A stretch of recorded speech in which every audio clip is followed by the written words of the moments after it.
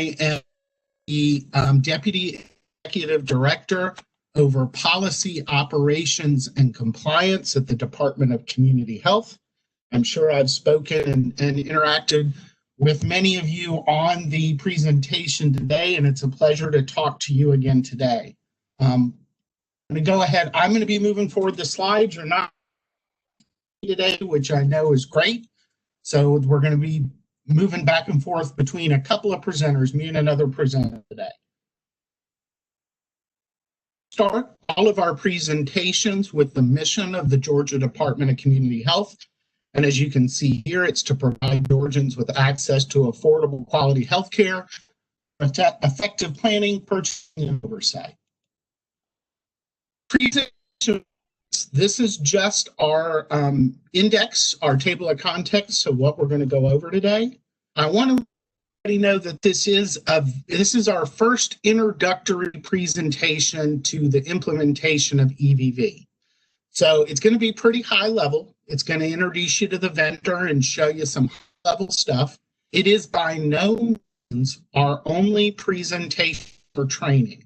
I've gotten that question a couple of times this week, and this is just the introductory presentation that we're doing this week. It's the same presentation all 3 days, and it is by no means drilled down into the different application points and specific questions.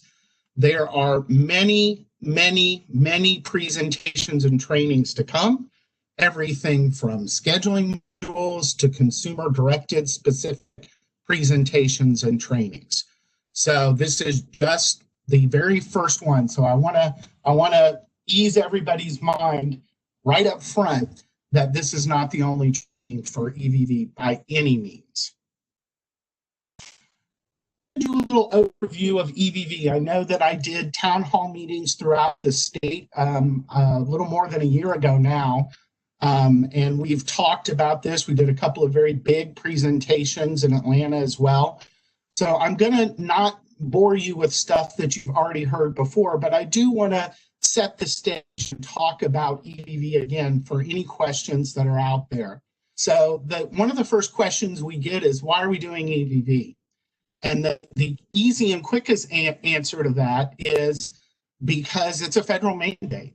The 21st Century Cures Act mandated electronic visit verification for personal care services as of January 1st, 2019.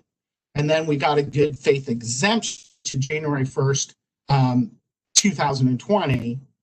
And then we were allowed, House approved it for January 1st, 2020. Then we got a good faith exemption to January 1st, 2021. Home health care, which is not personal supports, it's a little different, going live January 1st, 2023. But the deadline for EVV is January 1st, 2021. Exemption, we are going to be, we'll talk about our going live schedule a little bit later in the presentation, but another big question I get all the time is, why do this? Can't we just ignore EVV? And the answer to that question is really no, because not only is it a federal mandate, but the state of Georgia starts receiving a penalty in our federal participation, the amount of federal tax dollars we get when we are non-compliant past January 1st, 2000. And we spend hundreds of millions of dollars on personal support services annually. We close to almost $1 billion, y'all. So if you take 1% or 2% on that, that is tens of millions, if not it's tens of millions of state tax dollars that the Department of Community does not have in order to provide personal support services. So we do have to implement it, and we will be implementing it as soon as possible. It is a quality system and training is provided to everyone. So talk about the primary goals of the mandate. For me, the big benefit of it is it improves access, quality of care, and health outcomes for Medicaid members. I've talked about this a million times. It should help our providers not only with scheduling, missed appointments, being immediately notified of missed appointments and late appointments.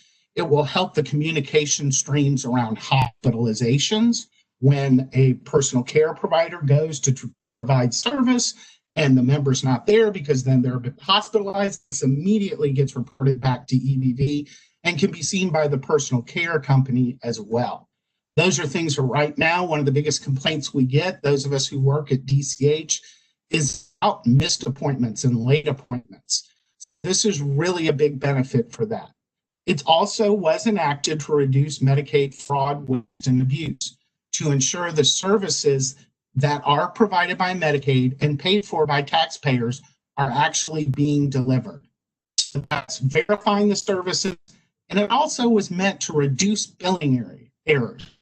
So the system will know if there is a prior authorization for service, it will know if there's an active member, and it will be able to mitigate some of those upfront claim problems that we typically see with submitting claims.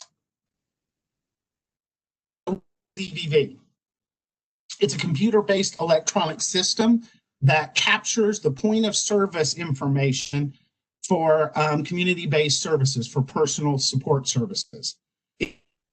Time processing, it does have GPS-based location detection, and Joe from TELUS is going to talk about that in a little bit. It's available both in urban and rural settings. There's different accommodation ways of. And what does it verify? At a minimum, I'm about my voice. Is my voice breaking up?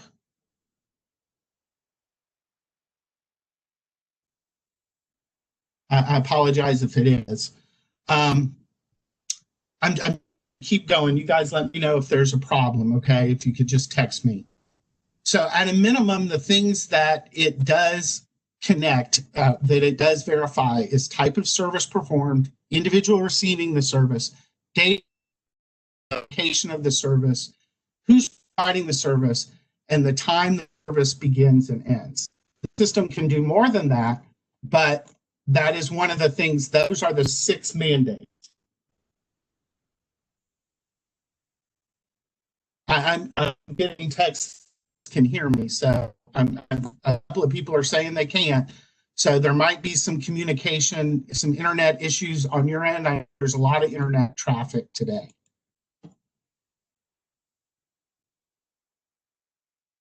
So, alternate systems are allowable. So another big question we get is, well, what if we have our own system? I'm a provider of my own system. Georgia is an open model, which means if you have your own system, then we're committed for your system talking to our system, as long as your system meets the federal mandates and it can gather those information, and that we're able to communicate with it. And TELUS has a really, really good, strong history of being to communicate with other EVV products. And again, Joe will go over that in a little bit.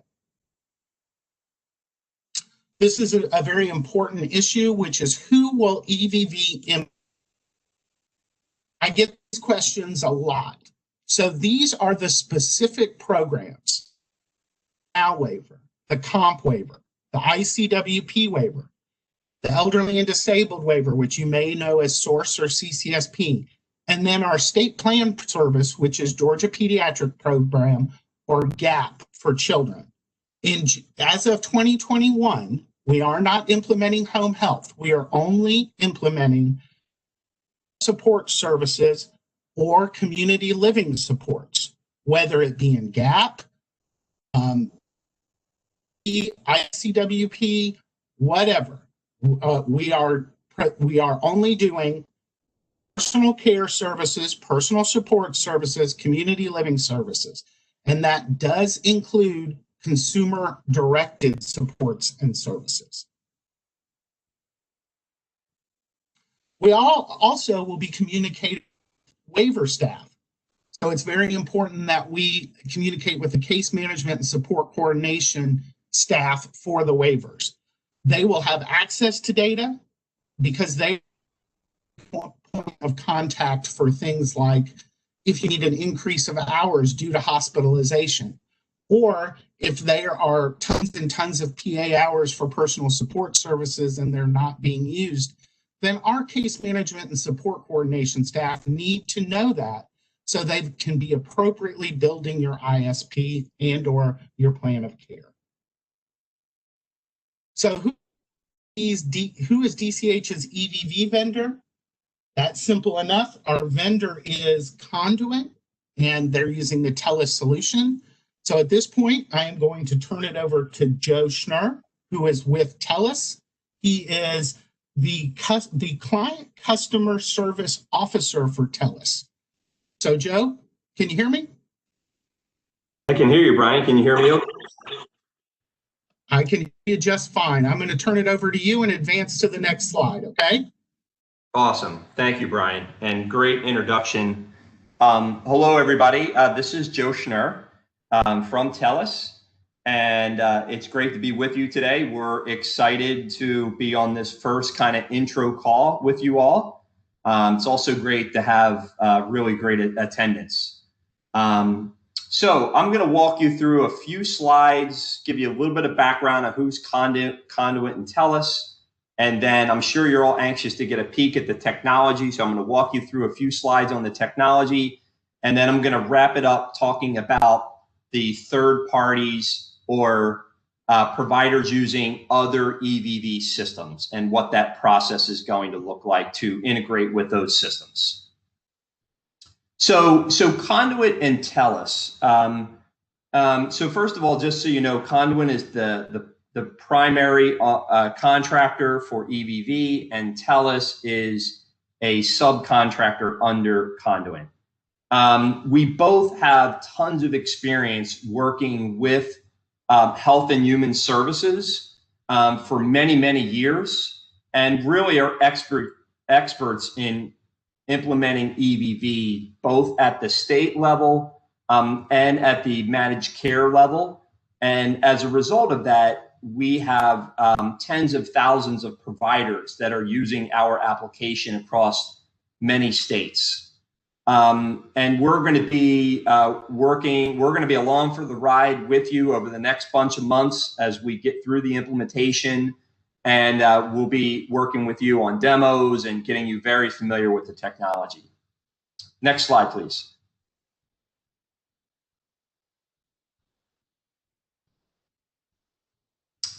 So I know one question you may have is, well, what roles are each of you going to play? So Conduit, as I mentioned, they're the prime, and their main functions are to provide project management and overall project governance, quality control, and Conduit is going to be the customer service center. So as we go into a live environment and you call the customer service center, that is going to be operated by Conduit. What does TELUS do? So TELUS provides the EVV technology. So we are a technology company, and we've built out an EVV platform that, like I mentioned, many states and organizations are using this platform. We will also provide the training, the outreach to the providers around education, and then maybe another bullet is the aggregation with the third-party vendors. So at a high level, that's the difference between what Conduit and TELUS does. Okay, so let's get into the technology a little bit. Yeah, there you go. Thanks, Brian. So the solution has two main components: a mobile app and an admin portal. And again, as Brian mentioned, we are going to do many demos and trainings over the coming months. So this is really meant to give you kind of a high-level understanding, and then we will get into plenty of detail as we go along. So the mobile app is like any other mobile app that you may have on a smart device. It's downloadable from the stores. And the primary user of the mobile app is the provider or the caregiver or potentially the employee, whatever term you may be familiar with. This is the provider that goes in to and provide the service.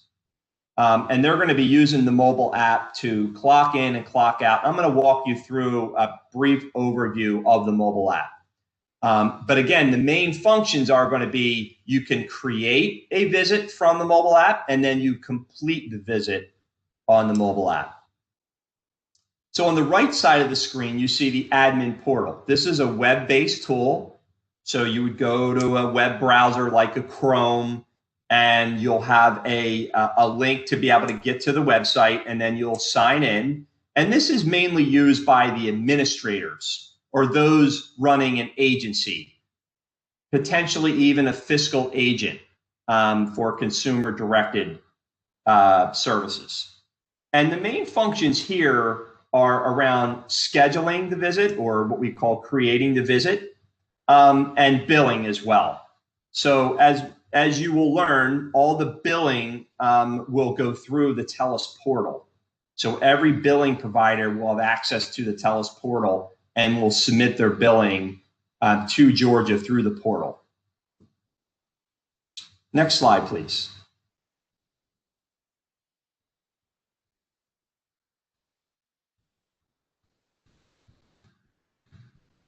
Okay, great. There was just a little delay on my side, probably. So this is just a little deeper dive into the admin portal. What does it really do? So as you're seeing this screen, and this is a realistic view of the screen when you first land, like the home page, we call this the dashboard. And what this does is as Brian had mentioned, the great thing about technology is that it provides you a real-time view of what's going on out in the field with your employees. So for those of you that still may be operating in a paper world, you don't always know what visit got started, which one didn't, who's running late. So with technology, we can give you a real-time view of the status of each of the visits that you've scheduled. So in this example, you can see the little blue box there on the left. It says in process. So there is one visit that they've already logged in. You can see there's a few that have been missed and completed and so forth. And then click in any one of those boxes and get all the detail. So if you want to know who hasn't started their visit and they're already late, that's the orange box. You would click on that. You would see the 5 employees that you have that are running late. You may want to outreach to them and understand why are they running late, just as an example. It also has a scheduling component. It allows you to look at your visits afterwards and do what we call visit maintenance. This is the same as reviewing a timesheet for accuracy, only you're doing it electronically. We are going to get a feed from the state on all your authorizations. So one tab on here is going to be where you can go and see all of your authorizations, and those are being updated on a daily basis. As I mentioned, you're going to be submitting your claims through this portal. We also have a feature that allows you to message through the application to your staff out in the field. So you can enter a message on this portal and it will go to their mobile app, and vice versa, the caregiver in a visit, maybe they witness something in the visit that they want to alert you to, they can enter a message on the mobile app and alert the administrator. And that's in a HIPAA secure way rather than standard texting, which is not. And then, of course, you need to be able to upload your staff and their profiles. And we are going to also be getting a feed on your recipients. So those will be loaded into your system for you. Next slide, please.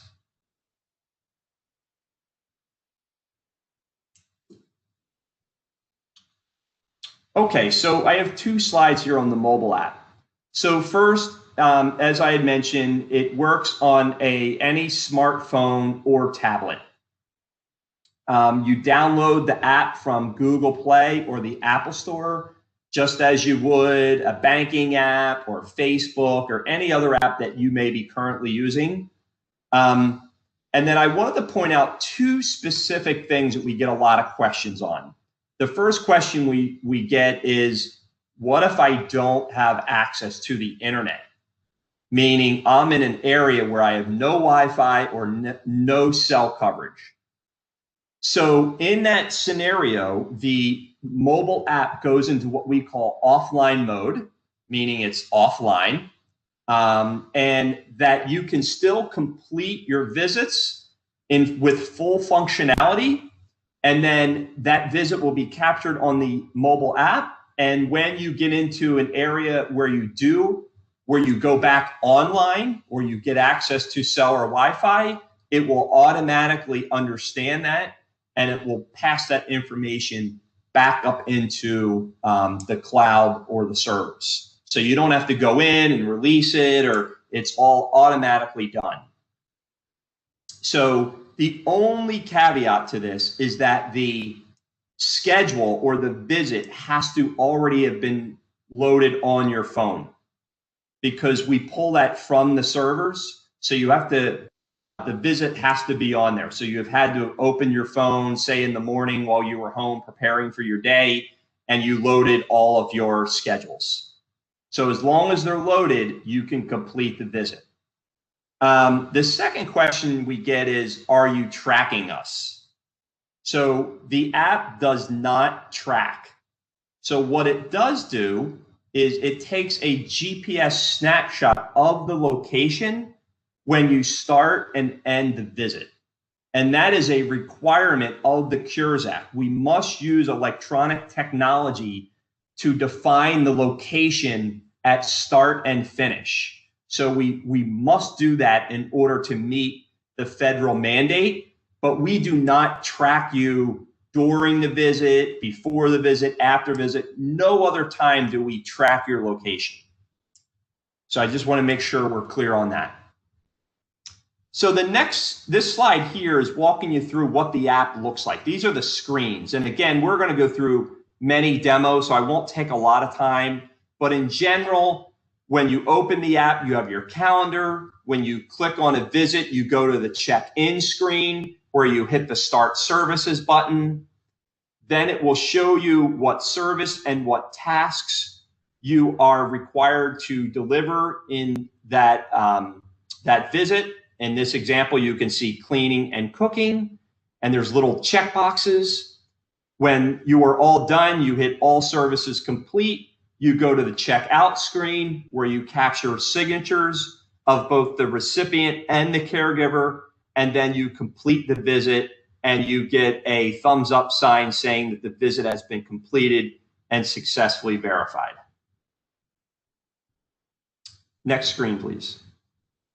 Okay, so that's, again, a high-level overview of the technology. Now I wanted to discuss the data aggregation, because based on the survey responses, which have been great, and thank you for those, we learned that many of you are already using EVV, and that is not a problem.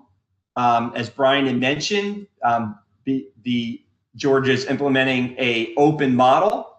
And therefore, one of the main functions that TELUS does is that we aggregate the data from the third-party vendors. So we will work with your vendor to complete this aggregation. And in many cases, we are already integrated with your vendor. However, there will be specific requirements in the state of Georgia. We will document and communicate those. And both the provider and the vendor will need to sign a form saying that they meet those requirements, and or your vendor meets those requirements. So again, many more details coming on this process. Next slide.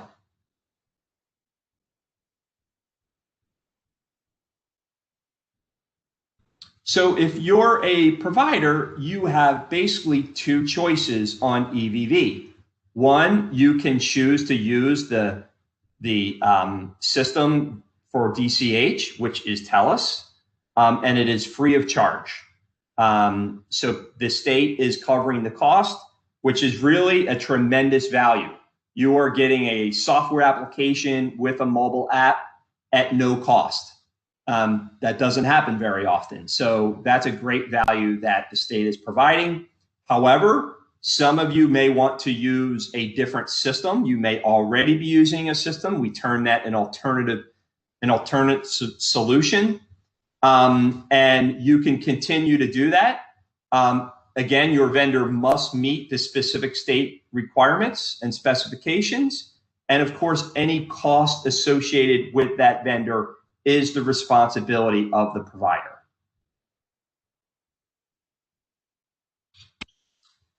Next slide. And I think this is my last slide. So based on the survey, these are the vendors that have been identified. I'm sure there are, there could be a few more out there. Typically, this is about what we'll see in a state as far as the number of providers or the number of vendors. I would say 85% of these vendors we are working with already in other states and have integrations and are accepting data from these vendors every single day. We have already connected with several of these about Georgia. So again, we anticipate no issues. This is definitely an expertise that we have here at TELUS. If you do have a vendor that is not on the list, I do ask that you contact your vendor and ask them to send us an email. You can see the email there. It's integrations@fortelus.com. So if you could have your vendor email us and let us know that who their provider is, ideally even an NPI would help identify, and that provider is using their solution. That will help us make sure we capture all the vendors out there.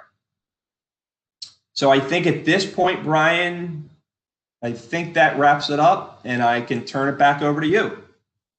Thank you, Joe. That was great. I really appreciate it. And sorry for the lag. I was trying to stay ahead of you a little bit in slide movement, but I wasn't the best at it all the time. So you did a great job. Thanks. So I just wanted to briefly go over the timeline. You heard me at the beginning say that the mandate from the January 1st, 2021. And that remains true. There has been no change in that federal mandate. We are moving forward with implementation as quickly as possible.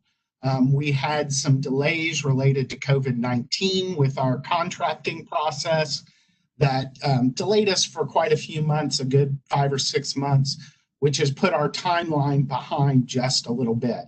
I know that a lot of states are a little behind in their timeline.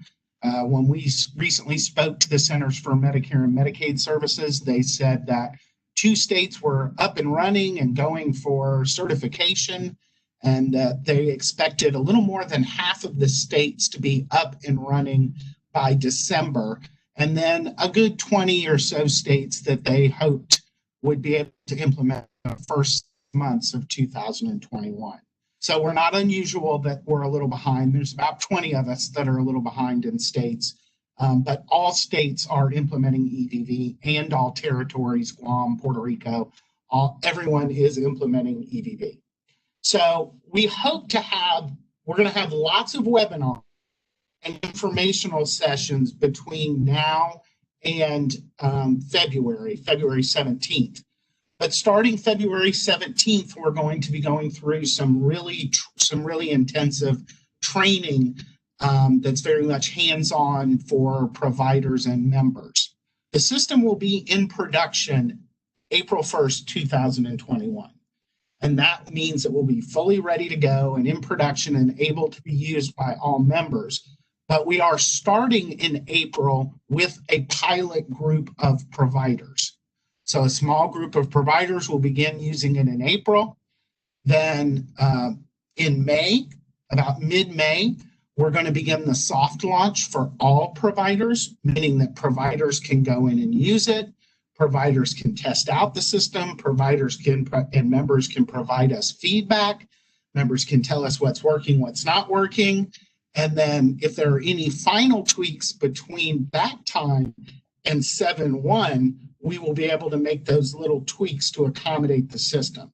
Starting 7/1/2021, we will be fully in production with all claims being submitted through TELUS to MMIS Gainwell, which used to be called DXC, which is our Medicaid Management Information System. That is the system that actually pays the claims for Medicaid. So 7/1/2021 is kind of that date where we're going to be up and running for everybody with the claims going through MMIS. Okay, so I've got just a few more slides to talk about what next steps are, and then we'll do a little bit of Q&A. I don't want to get into specific Q&A questions, and I should have said this at the beginning, that are specific to your agency or your family member or you as a member of the waiver services, just because I get concerned about PHI and what might be put out with over 250 people on the webinar. But we will go through some of the questions that you guys have submitted. The other thing I want to tell you is we have a dedicated EVV Medicaid email, and this is it right here. So you can send in questions to this email, and we will respond to those questions. I think as of this morning, we had one unresponded question, and I meant to respond to that question this morning, and I just didn't get a chance to do it. So give us a few days to respond, but we will respond to your questions. So if you need someone to reach out to you, we will reach out to you. We will call you, we will schedule time with you, and we will talk with you. So if that is something that you need, you can indicate that. We are extraordinarily busy at the Department of Community Health with many, many projects, but we will make time on our calendars to try and get in touch with you and discuss what your concerns are, if those concerns cannot be answered via email. So how will we share information before we do communications? Because I want everybody to know how we're going to be communicating with you ongoing. So we have an organizational change management team here, and they will continue to engage representatives from member and provider communities. We are doing surveys, we are doing call campaigns, we are doing all the social media possibilities for providers. We are putting things on your banner messages. So we are trying to use every available effective means to get in contact with folks about EVV. So upcoming activities, many more trainings, many more public forums. We will be working with all the associations, whether it be SPEC or GOSSIP or Leading Age or AAA meetings, wherever we can speak, we will be doing that as well. So we have a bunch of different communication tools. This is our website. Our website has and will have this PowerPoint on it as well. I know I've been kind of hearing at the Q&A a little bit, and I know we got 2 or 3 questions that were, are these slides going to be available? Are you going to make this open? We are trying to be as fully transparent as possible with this. There are no gotchas here. So we are going to put this openly on the website, including this, us and the recording for you to look at. We are doing flyers where we've got Q&As, we got frequently asked questions, we're developing quick reference guides. We have a paw tune on this website, which I didn't even know what that was about a year ago, but it's a little informational cartoon that we have put out there that schools use a lot and public service announcements use. So what are the next upcoming events? We have the town halls this week. I should apologize, although we got a good 250 people today. When we initially scheduled this, I don't think any of us thought about today being the day we vote. And I had a couple of folks immediately write me 3, actually. And I guess I voted a couple of Saturdays ago, so I guess it just was not prominent in my head. And I do apologize for that. but I'm glad that we got 250 or so people on today, probably early voters like me or folks who were out there this morning. But we do have another presentation on Friday afternoon, and we've added an additional presentation for Thursday, which is actually in the evening. So those are on our website if you want to schedule them. I will tell you, if you're on this meeting, you're going to hear the exact same thing again. So you might not want to sign in. You probably want to do something else because there won't be anything we talk about there that we don't talk about here. Like I said, we're meeting with the association. So the next one of those is this BAD meeting that we have on the 17th. So our next step, I've already talked about this, is to go through the aggregation information, provide training, work with our members and providers, really implement this with as minimal impact as possible, and hopefully a benefit to quality. If you don't know we have a Facebook page, we do. If you aren't following us on Twitter, you can. I don't do Twitter, but God bless you. There's our Twitter page.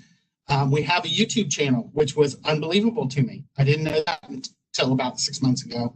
And we also have a blog and news feed that's available. We are using all of these platforms to communicate. And you can see the hashtags we have there for GA-EVV specific to the EVV project. I want to take one more opportunity to let you know you have an email box. So if you have a pressing question, or if you're like me and you remember questions 15 minutes after a presentation is over and you go, why did I not ask a question? You still can. It's at this email box. If you submit to this email box, we'll be happy to answer questions to you specifically. Okay, and that is the end of our presentation today. I haven't been monitoring the Q&As. I'm going to ask if Lee Clois is on and can give us the major questions that were asked. Hi there, Brian. Can you hear me okay? I can hear you just great, Lee Clois. All right. Yep. Thank you, Brian. So we've got a number of questions that have come in. A lot of them we can actually capture and create an FAQ specific to that question, Brian. So I'm capturing all the questions now, and I'll send them out to the team in the email. But do we have time to answer maybe a few of them now? Do you want to do that, or do you answer a few? Yeah. Okay. All right. So one question: what other options will be available beside a mobile app? So we largely encourage the mobile app for just for the fact of how much functionality you get out of it. But if there is a definable reason why you cannot use the mobile app, we will have fixed devices that are available for you to use, like a key fob. Okay. All right, another question. Will the app work on phones like Boost and Metro Phone? That may be a question for Joe.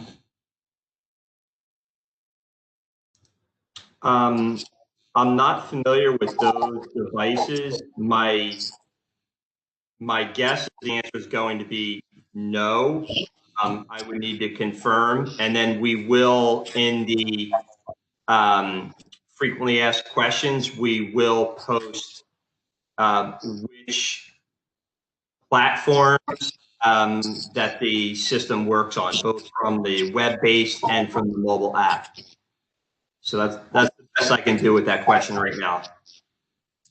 Okay, thanks, Joe. Thanks, Joe. Sure. All right, another question. Let's see. Will we receive electronic RAs? Yes, you'll still get your remittance advices like you always do. All right, so follow-up question. So billing will be done on this portal and not through GAMIS? For personal support services, yes. Once all the conditions are met, they'll be sending over a file of personal support or community living services through to MMIS for MMIS to process as always. Okay. All right, another question. What is the role of the case manager with EVV? Previously, it was the understanding it was for PSS. What is the best way for case management to educate the CQC participant? So for case management, what we expect out of case managers is the same we've always expected out of case managers, which is to coordinate the care.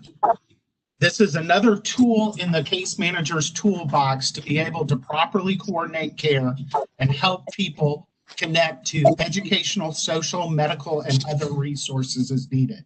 So that's really our expectation, that you will be utilizing EVV to help case manage the members that you have. Okay, thanks, Brian. Another question. Do methods exist for the Medicaid member to retain privacy regarding their whereabouts while receiving support? That may be. I think Joe answered that in his presentation. So yeah. The geolocation is, the stamp is done per the requirements at the start, at the end of the visit, and it's not tracked otherwise. All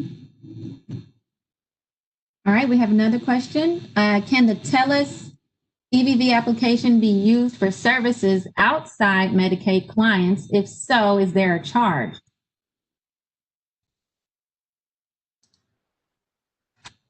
Brian, you want to take this?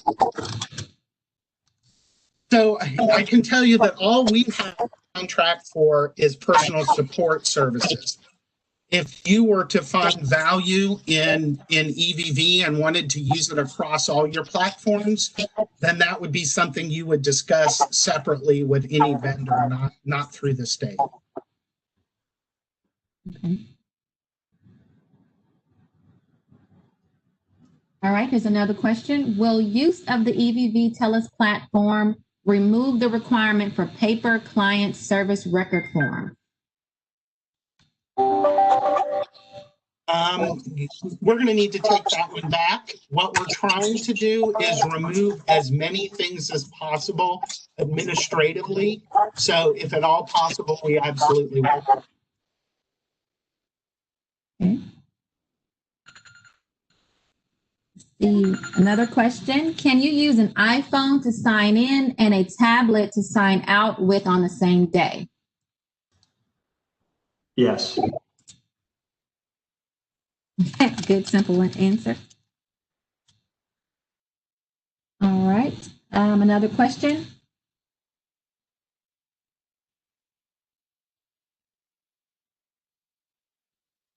We have started using our EVV system, but there have been some hiccups. How will auditing be handled for the year 2020? We're going to audit the same way that we normally audit everything. So the system goes fully live and operational 7/1/2021. That's where we're going to expect you to use the system in full operation. And we'll be doing auditing at that time like we do with anything else. We take into account whether or not you have issues associated with training. Nicholas, let's do just a couple more, and then we can follow up with a Q&A document. With the FAQs, yep, sure. Okay, another one. Will a code or facial recognition be required for employees to clock in and out? We're not using a facial recognition. Right. Right. I'll add that obviously for security purposes, there will be requirements on signing in through the application. So it does require a username, a password, and a PIN, just as it would to sign into your bank to get money out, same thing. And if your phone has capability for facial recognition and thumbprint, you can use those. You do not have to use those.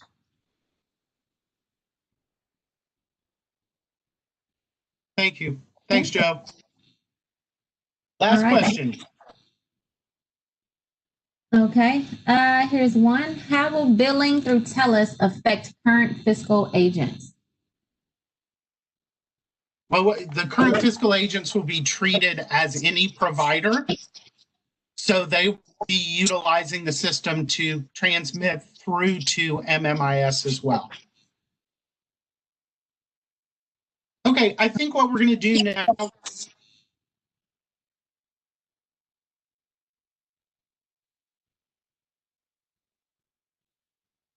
Brian, looks like you went to mute.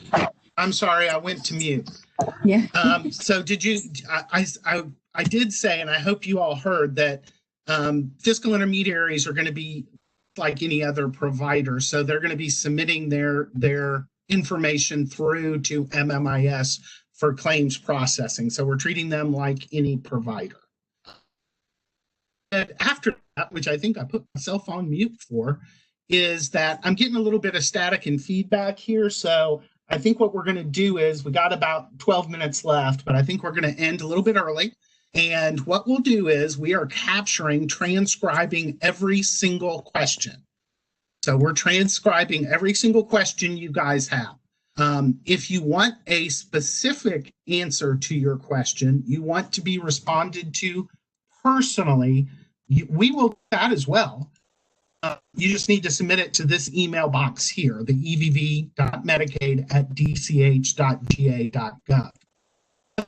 We'll be compiling questions because we get a lot of the same question rephrased a little bit different.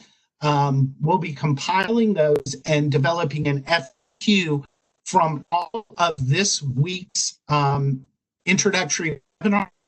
What's great about this week's introductory webinars is they will really help hone our future webinars as to points that you guys feel are important and need further clarification. So we really do appreciate your questions for both informing and for getting some clarity out there for our future presentations.